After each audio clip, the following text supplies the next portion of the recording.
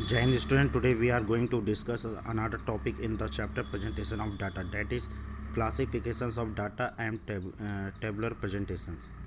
The tabular presentation is based on the fourfold classification of data, that is qualitative, quantitative, temporal, spatial. The first, qualitative classification of data and tabular presentation. It occurs when the data classified on the basis of qualitative attributes or quality characteristic of the phenomena. For example, data of unemployment may be related to the rural urban area, skilled and unskilled workers, male or female job seeker. So table 6 show that example of tabular presentation data when data classified on the basis of qualitative attributes and or we can say the qualitative characteristic, that is uh, rural area, urban area, the number of male and female. Next, quantitative classifications of data.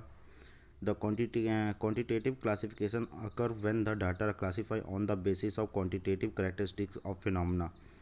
For example, data marks in the mathematics by the student of class 12th in CBSE examination.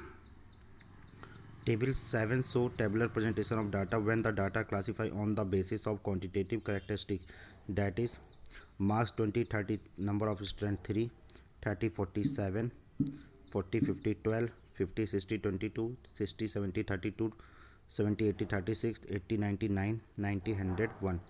So here marks are quantified variable data classified temporarily on the class interval of the marks. Next, temporal classifications of data tabular presentation. In the temporal classification of data classify according to the time, and time become the classified variable. For example, sale of cell phone in a different year during the period 2014 in each city of the Delhi.